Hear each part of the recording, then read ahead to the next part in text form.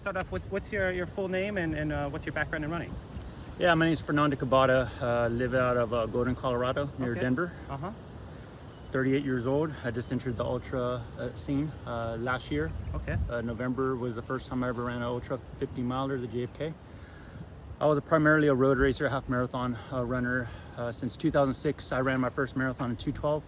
27 in Fukuoka, Japan as a 24-year-old. Won some USA Road Championships, 2 in the 25K distance and 1 in the marathon distance, and ran 2:11 a couple times. With age and everything, you're getting kind of tired, and it's hard to find motivation. And ultra running was just the next step. Ultra running and on the roads and the trails. So yeah, it's been a good last couple of months. It's been definitely a learning curve with the distance, but today was a really much needed confidence booster and just reassurance that I'm going the right way. And Yeah. And so tell us about like what brought you out to this race specifically, and then maybe if you could go over how the race kind of played out for you. Yeah, so I met Anthony K, who was second place today at the JFK 50 miler. There's a lot of people I don't know in the ultra world. And so I saw him at 50 JFK, and he was telling me how he wants to get top 5 in the race. I looked at him like he was crazy, and he got like 5th. And so anyways, we kind of stayed friends, and we kind of clicked.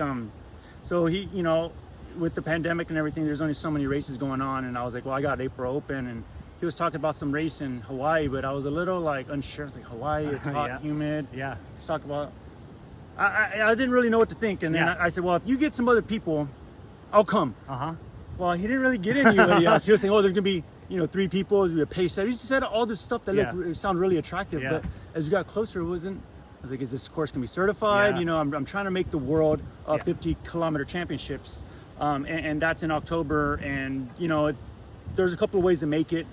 The time I ran today, 2:50, not necessarily is going to make me for sure on the team, but it'll put on kind of like a validation, like he's worthy. So that was a primary goal, to come here. Then just running with Anthony, he's an accomplished runner, a national champion. I think he represented the United States in the 100K championships a few years ago as well. So we were supposed to work together.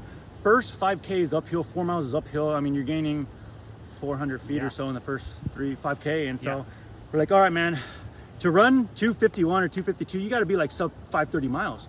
Well, we can't go a 6-minute pace. And when you're going downhill with all, with your quads and everything, you can't really go too fast either. So we said, okay, we're going to run 545s going up.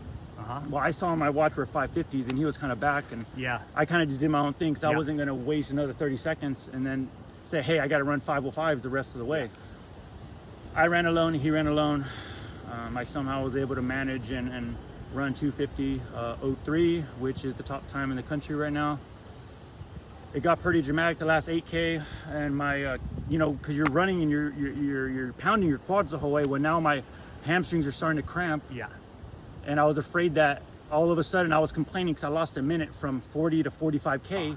But I was afraid I was gonna lose 5 minutes the next. So I was like, you worked hard all this way just to lose it all in a couple of miles. So I was just happy my body was able to hang on. And it's kind of surreal right now. I'm still trying to collect my thoughts and everything and stuff like that. So, but I'm happy I came. And And could you tell us, maybe there's this little uphill segment here where you go up and down. What was that like at this point of the race? Especially passing the finish. Well, and the race director knows it's a little long. It was a little long. I don't know when USATF was measuring, and when they use a bike, sometimes if you wiggle left to right, it's adding on time. Well, we're talking.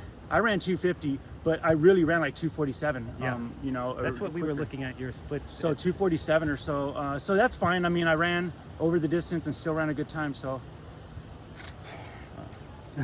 Congratulations. Maybe just 1 or 2 more questions. Okay, but, if you need a break or... No, that's okay. Let's just keep going, Sure. And let's see.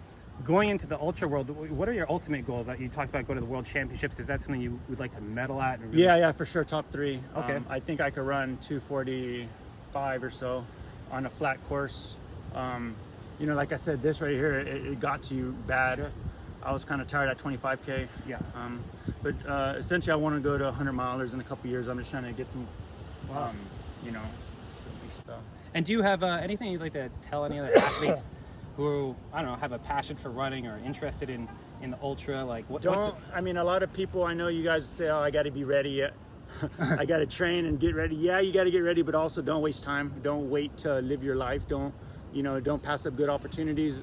I wasn't necessarily ready to run a 50K, but I went out here and I just came to have fun, and that's what it's all about here at this point of my running. Yeah. I put on too much pressure with marathon roads and half marathons that I didn't really enjoy my running, even traveling to Europe and everything. Now it's all about just embracing the moments and the days and the challenge. And I didn't know if I was gonna hit what I wanted to hit. I wanted to break 251.